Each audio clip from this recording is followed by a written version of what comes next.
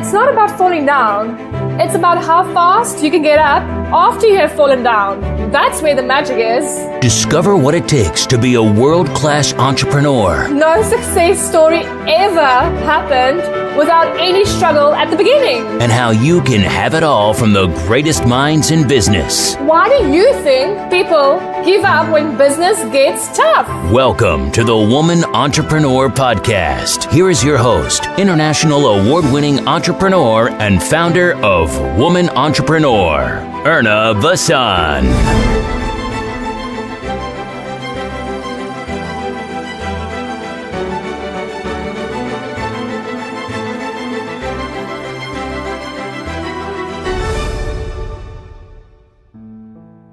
Hi, good morning everyone, and welcome to the Women Entrepreneur Show. And today we have the queen of media on our show today, Nadine from Entrepreneur Magazine. Welcome to the show.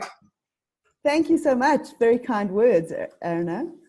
It is amazing to have you on the show. I know you are in South Africa currently and I'm in New Zealand, so it's literally day and night. It's crazy to think that's right? That's exactly what it is. Yeah, my day's just starting. Exactly, and I'm about to go to bed. Well, I'm very excited to have this interview with you because I think for a lot of entrepreneurs, it's about how do I get into the media? How do I leverage media? How can I use it to my benefit? But before we get to that, give us a brief 30 seconds intro about who is Nadine, what do you do, and why do you love working for Entrepreneur Magazine in South Africa, and what's the best part of it? So I studied history. I've always loved history more than anything, and writing. And after I got my degree and realized no one wants to hire anyone with their master's in history, I managed to get a journalism job for a trucking magazine. And I spent 3 years there before I was incredibly fortunate to join Entrepreneur as assistant editor. I didn't have the experience they were looking for, but they took a chance on me. I knew nothing about business. And once I arrived here, so this was just over 8 years ago, I realized very quickly how much I love the business space, the entrepreneurial space, how important business and entrepreneurs are in absolutely everything, from changing the shape of social awareness, to growing the economy, to employing others, to driving trends, to creating all the new incredible products that we love that change our lives. I mean, there's absolutely nothing that entrepreneurs don't touch. And I really, really believe that. So it completely changed my worldview. On top of that, I just meet the most inspiring, incredible individuals on a daily basis. So, when everyone else around me starts getting a little bit depressed about the state of South Africa's economic and political landscape, I've generally just met someone who's so inspiring and so incredible and just wants to change the world and is changing education in South Africa, or, access to markets or whatever. And I always think, no, everything will be fine. Everything will be fine. So it's really, I love what we do. Exactly. And it really does change your attitude when you are surrounded by positive people that has a vision for the country, for the world, and just what you said about it, it's when people get a bit negative or depressed of what's going on in SA, then you have these amazing entrepreneurs that you get to interview, and it's just like, it just lights up everything again, and you would think that, the world is great, everything will be great, the vision is there. So I think definitely. I think entrepreneurship is more than just doing, it's about believing and creating. 100%. And I think also what a lot of entrepreneurs understand, particularly those who network a lot and are part of associations and have their kind of mastermind groups or whatever it is that it's really important to be surrounded by like-minded, positive people, because everything is difficult. Life is difficult. Business is difficult. If you are attracted to negative people or attracting them to yourself, you actually just end up sinking deeper into a hole of negativity. So that energy that you can give each other is so important, I think. Absolutely. And what is your definition of an entrepreneur? Okay, now you're actually asking quite a tough one. This question is for 5 points. That's really okay. So obviously, I mean, there's the South African perspective and the US perspective. So US, it's always kind of those rock stars, high impact growth companies. South Africa, there's quite a grassroots element to it as well, and Africa as well. I think if you look at Nigeria, Kenya, Zimbabwe, South Africa, there's so much. So there's so many survivalist entrepreneurs who have no other option, who are just traders and have found a way to survive through trading. And I don't believe it's fair to discount any of those individuals either. So us as media, as a magazine, we tend to focus on high growth entrepreneurs. That's been our focus. Not necessarily that you start your business with 10 million, but that whatever you're doing, your vision is one of impact and high growth. But I believe in the South African context, outside of our niche, anyone who is willing to take that risk and has an idea and a vision and will get onto the street and hustle every day and find a way to make those trades and actually grow whatever they're doing, that's an entrepreneur. Absolutely. And it comes in so many shapes and forms. Yeah, and you know what? And South Africa has given its fair share of amazing entrepreneurs globally, not just famous in South Africa, but global brands that has started from SA. And I'm referring to the story that I read on the Entrepreneur magazine actually when I was a lot younger. It was the story of USN. Still my favorite story. How all the Geldenaars built this billion-dollar machine. Absolutely. And he's such a great example of a hustler and a trader, though. I mean, really. Yes. I mean, he started out in a flat in Pretoria with his girlfriend mixing things in a Sputnik to be able to sell his product.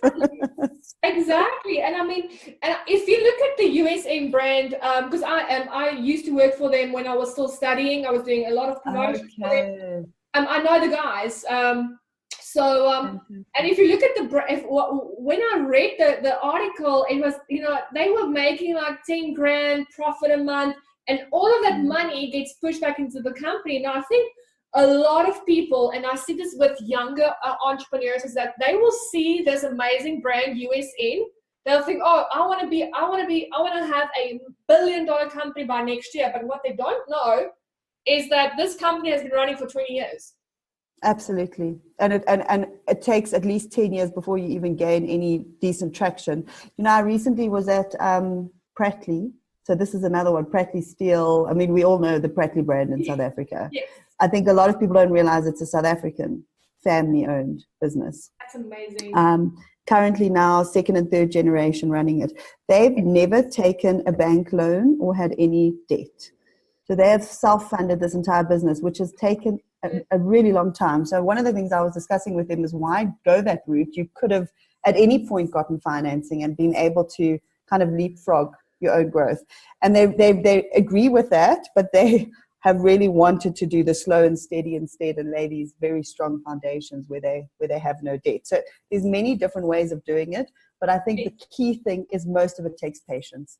Anything that happens too quickly generally falls flat. We've seen that as well. We've had people before my time, one of our cover stories, big in property, big splash everywhere, and within a few months we were getting hate mail because this person had gone out of business, and so many people were calling us they owed him so much money. And we learned a very strong lesson there in, the business hadn't been around. It had grown extremely quickly, but it hadn't been around for long at all, and it was built on a house of cards. So what we do now is particularly for our covers, we need that track record. Yeah. That's it, yeah. I totally agree. And for I think for entrepreneurs, each business is different. So if you wanted to have fast growth, you can go go and loan money from the bank or whatever, or like you say, slow and steady. Use the funds you have, put it back into the business to generate even more money for yourself or for the business. And I actually agree with you. The slow and steady. I would absolutely go that route as well. Because especially with today's market, you never know what the hell's going to happen. You never know what's going to happen. Absolutely. Look, I mean, I think there are different options. So if you've got a product-based business such as yours, I think those foundations are incredibly important. Tech is maybe a bit different. So the rules might be different for tech, and you need to see, okay, what are you doing? And do you have investors? So, if you've got a VC investor, they're going to be pushing you to go faster, which is also one of those reasons where you should really consider, do I need VC investment? Yes. Because suddenly your timeline of 10 years becomes 5 or 3, and you're going to be meeting or required to meet milestones that, I've spoken to a lot of guys who were on the VC trail, did the numbers, and realized it was going to put so much pressure on their businesses, they weren't even sure if they'd actually make it under those conditions, and then took themselves out of kind of trying to find funding for those reasons. So I think there's so many ways to look at it. Yeah, no, absolutely. And I think that's why a lot of brands are actually, and I think USN as well, they, I think they were, what I read in your magazine, I'm under copyright, that they were approached by an investor, and then they found like there was stock going miss, like they had a bit of issues with the stock, that was unbelievable.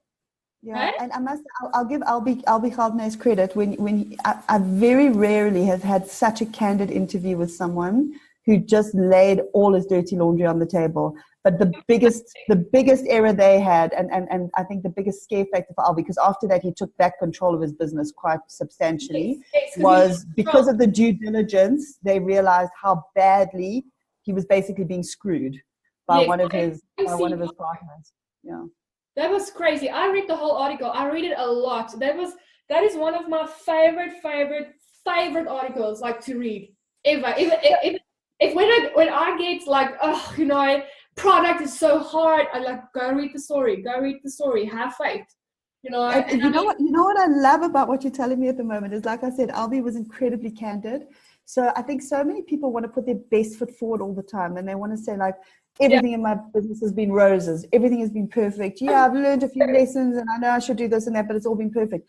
And look, the story you've gravitated to the most is the one where he was like, these are all the disasters that happened. Yes. This is where I totally got things wrong, but look where I am now. And as another entrepreneur, that is so incredibly valuable.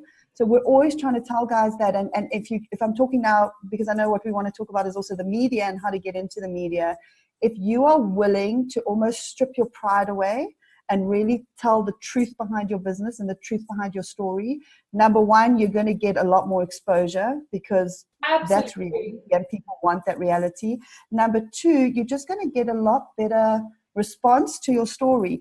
People don't care that you've made mistakes in the past. People, if anything, they respect you for it, because everyone knows that's a reality, and we're all trying to gloss over it. Exactly. I don't believe that Albie being candid in any way hurt his brand or his business. It just made people see him as more human, respect him more, and could really learn from his story. Absolutely. And I reached out to him. I said, I still remember where I was in Port Elizabeth. I was in the gym on the treadmill. I was mentioning him like, Albie, I just read your story in the Entrepreneur magazine. I just want to say you are such an inspiration. And then actually replied. So that was really cool. Because I remember with my interview as well for the Entrepreneur magazine, I just laid out everything that like literally goes wrong, and the differences between a service-based company and a product-based company is two different things. And I mean, having a first product-based company, like there's so many things that went wrong, and everything went wrong, but that's how we learn. And I mean, I'm completely candid as well in terms of, it's not roses. It's not rainbows and roses at all, whatever you think it is. Entrepreneurship is hard. It's real. Absolutely. And I mean, your article was so great for the same reason. There's some really strong, real lessons there that other people can apply and learn from. And at the end of the day, that's what we're all looking for. Whether, what I love also just about entrepreneurship in general is you all tend to be very strong-willed, strong-minded people who are also very focused on self-development. So employed people can learn a lot from you as well, even if they have no intention of starting their own businesses. Yes. There's so many ways that you kind of run your time and your lives, and now you're in New Zealand and you're doing all of these things. There's just so much inspiration there for anyone. But the more you're willing to put out there, the more you're almost going to receive. I think that's the key lesson. And it's being authentic, showing. And I mean, Gary, and do you follow Gary V on social? Yes, he makes me laugh. I mean, yes, I do. I love him. He posted a photo this week about where he was sleeping on the airport ground, saying, "This is entrepreneurship, not the airplanes, not the fast cars. This right here This is it. This is it." Absolutely. Yeah. Yeah. No, it's fantastic. And I think with today's social media, especially Instagram, and I think on Facebook as well, is that people portray such an image of going on this holiday, buying this car, bought this house. It makes people feel like, I won't be able to do that. But in real life, that's not even the truth. Not at all. And I mean, I think that's also one of the biggest, if we're talking about media, so there's PR routes and there's contacting the media, and we can talk about that now. But I think what's available to entrepreneurs today that wasn't a few years ago is you can almost be your own media owner. And we see how many people are doing this incredibly well. But the key rules there are you've got to be authentic. Exactly. You actually have to be. The more authentic you are, and you can see that those are the guys who do have the biggest following. Absolutely. And posting 5 photos of your Lamborghini is a bit okay, cool. So what? I think actually. Exactly. People to follow you if you're doing that.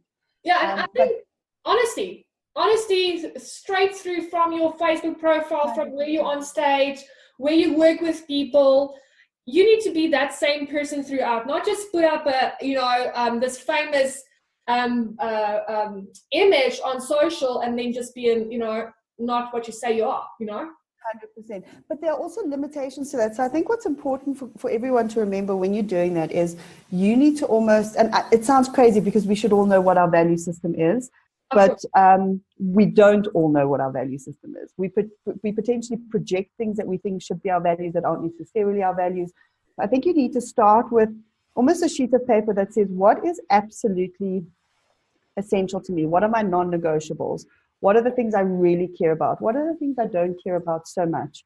And based on that, you almost need to create an authentic persona for yourself. Yeah. It's like a brand lens, and everything you do online, you need to look at it through that brand lens, because I think it's very easy to have a bad day or to get overexcited by something and end up posting something that could potentially be contentious, and that's fine. We shouldn't be scared to be contentious. We shouldn't always be vanilla. You should have values and stick to them. The problem is when you've been contentious about something that's not one of your core values, now you're going to have to defend it, and you might potentially lose customers because of it. So you only want to be losing customers if it's something that you really do hold as a value and it's something important to you. Yeah.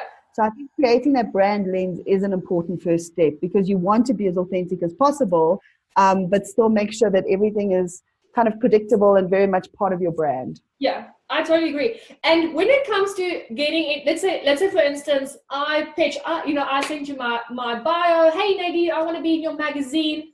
How important is it for me to have a clean, strong social media presence in terms of my personal branding and presence on social media? Do you guys look at that at all? Yes, we do, absolutely. So that's part of it. I mean, one of the first things I do is I'll do a web search. I'll see if there's any, first of all, I want to see you on LinkedIn, I want to see you on Facebook, I want to see you on Instagram if I can find you. I do respect that some people have private Instagram profiles or whatever. My recommendation there is then have both.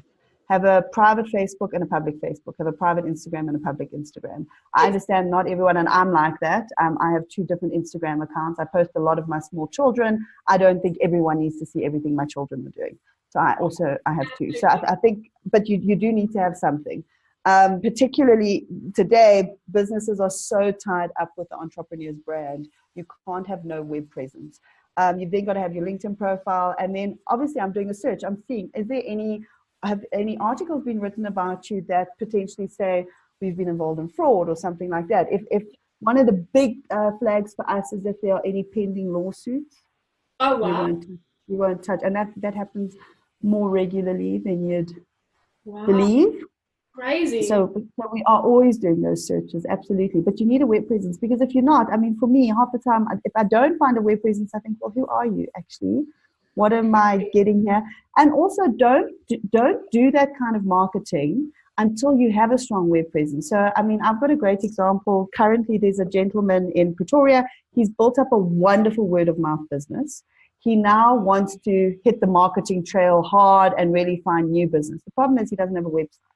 So what we said, he wants to advertise with us. So what we said to him is, we will not take your money.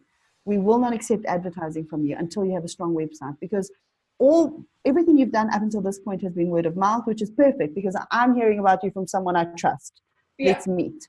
Now you want to go into the wider sphere, but the first thing anyone's going to do is Google you. They're not going to find your website. They're not going to trust you. They're not going to do business, and you're just going to have wasted all of that marketing spend. Yeah, that's the first thing that I interviewed Grant Cardone in March, April, Miami. That's the first thing he said to me, is that if you are not online, you are dead to the world.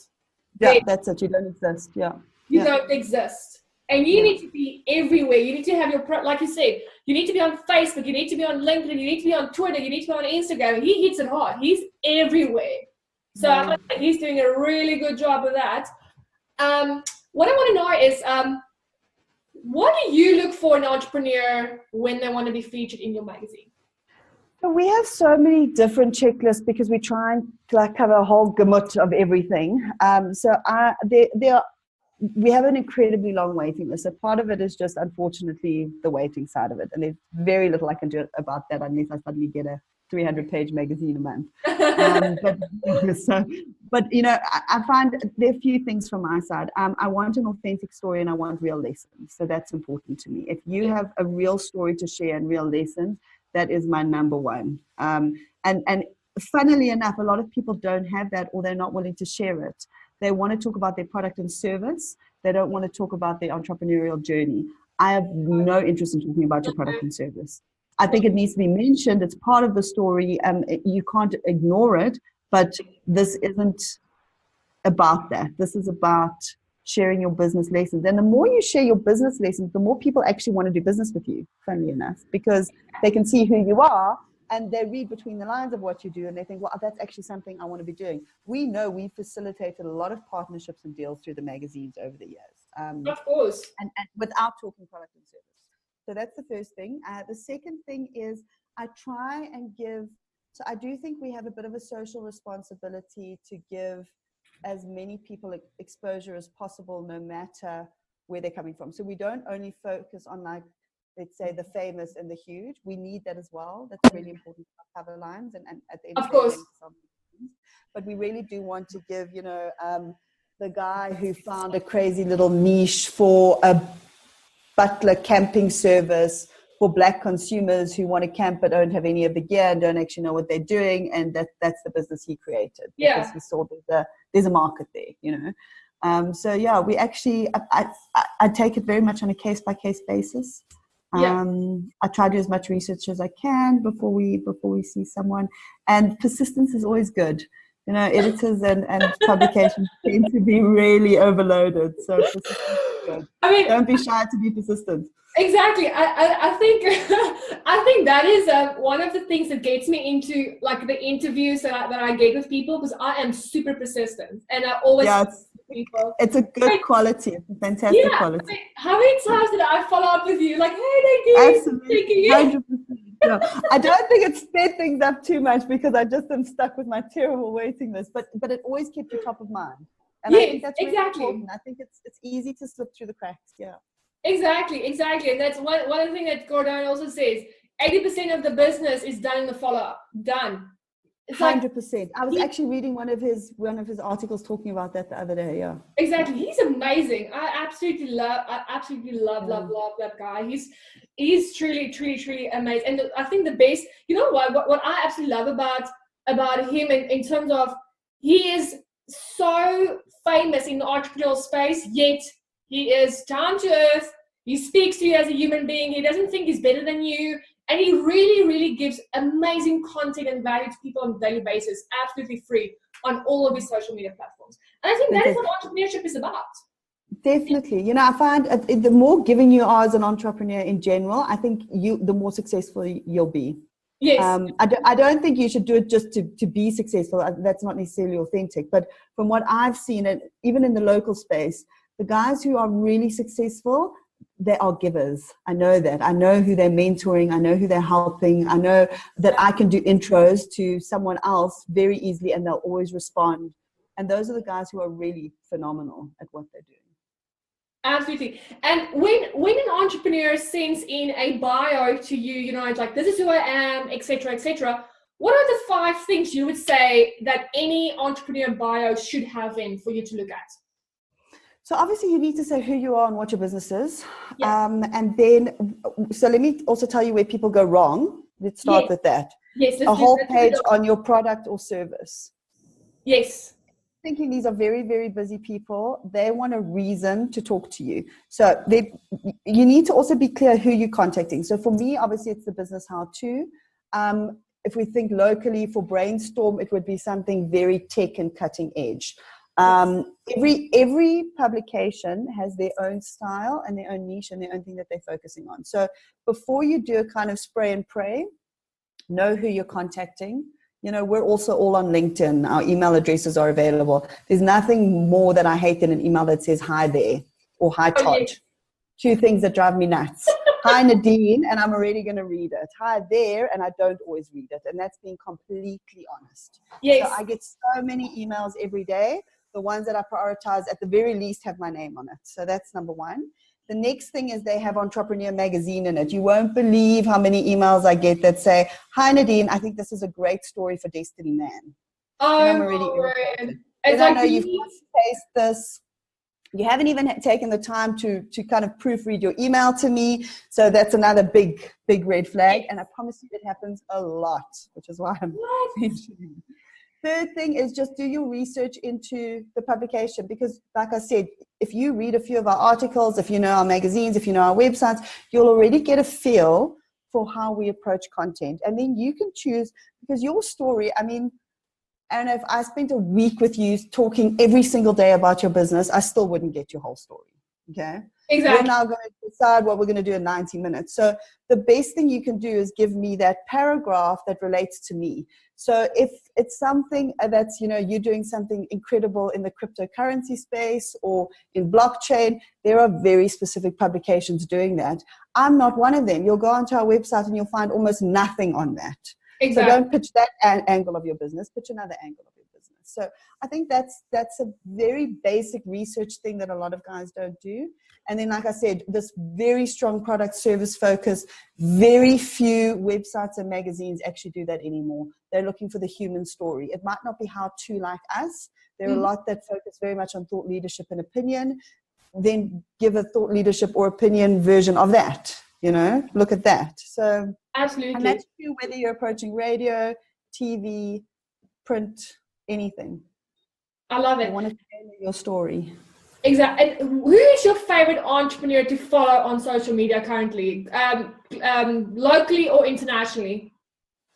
Oh, that is a good question. I actually follow loads. I follow loads of, now you're asking, I'm going to have a look at my phone.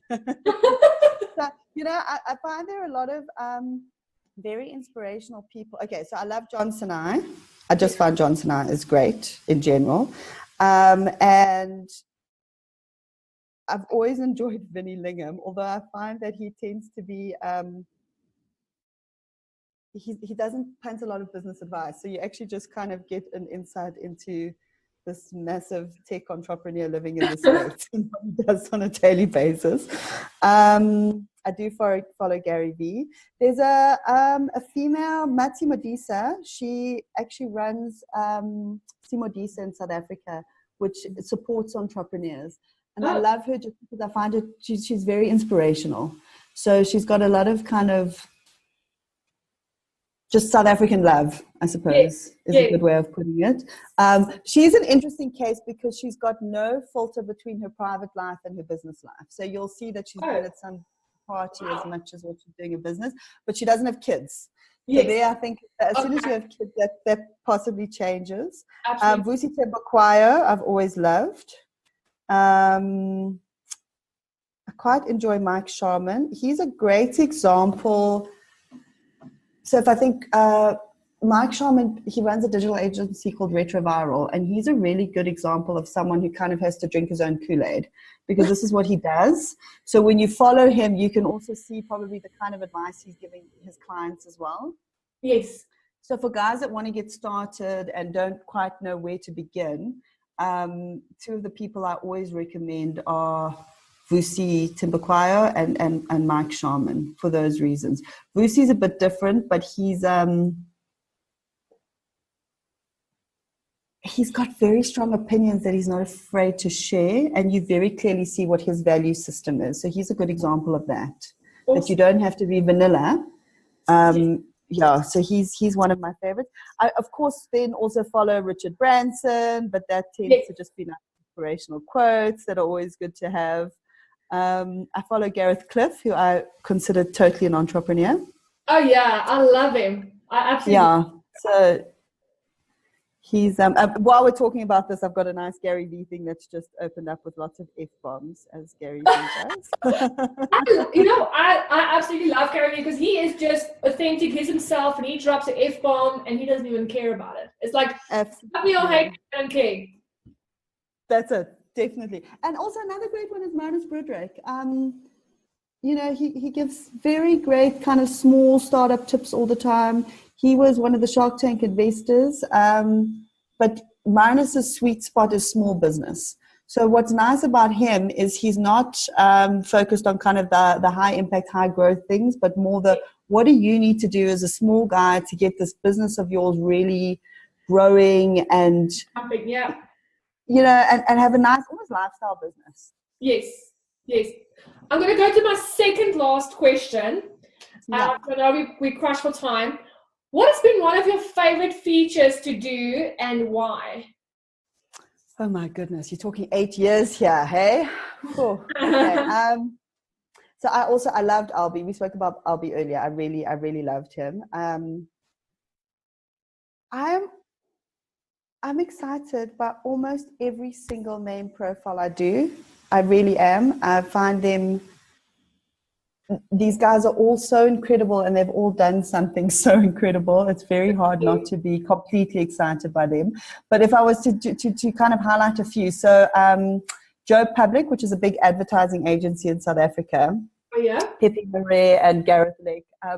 They're just super cool because they've got such a funny story. So they met, which they didn't realize. Gareth saved Pepe's life. He was ski boarding in the ocean and got knocked out, and a lifeguard rescued him and had to drag him out of there, and a whole long story. Anyway, years later they met each other and were telling each other this story and realized that they were the people. What? That is insane. Yeah. Totally nuts. Anyway, they were introduced by a third party. They started a business together, and what they wanted to do was kind of a menu-based option for advertising. So instead of per hour rate, you kind of like could pick this, and this, to kind of take the whole thing down to much more accessible for SMEs.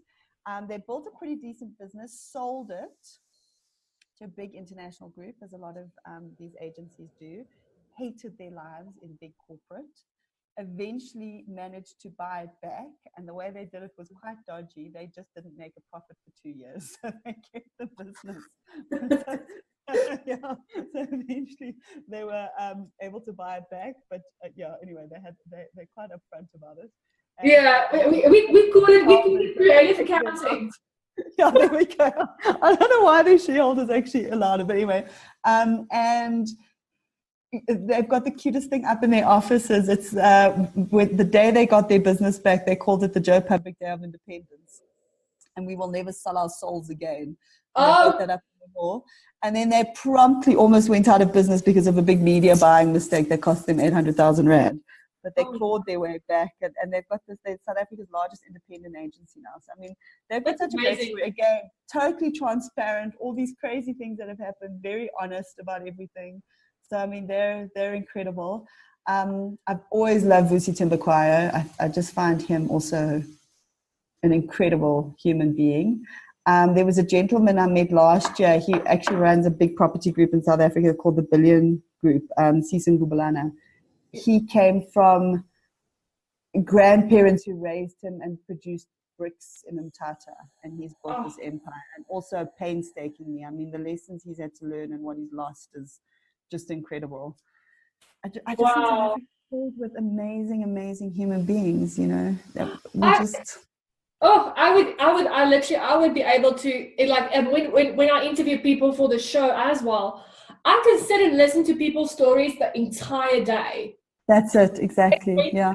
And the advice I can give other people and the lessons other people can learn from their mistakes, it's incredible. It's really Definitely. incredible. Have you spoken to Magnus Broderick? Have you had him on your show? No, not yet. I'm actually interviewing Kim Kiyosaki live in Australia on the 23rd of August. I'm so excited. Wow. I'm so She's excited. incredible. She's incredible. I would be excited too. I must be honest. She has not come to South Africa, and I would be very excited there as well. Robert, they are there now, aren't they? Robert Kiyosaki is there. Robert's here, and he gives all his talks. But I must be honest, I personally would much rather see Kim. Yes, because they are speaking in Sydney on the 23rd. Him and Kim. So because Kim was on the Women Entrepreneur magazine cover, the digital magazine cover in March. So I've already made that relationship and built the relationship and all of that. I'm like, hey, I see Kim is back. Incredible. So incredible. Oh, fantastic. Enjoy. Yeah. So my last question is, do you think entrepreneurs are born or are they created? That is,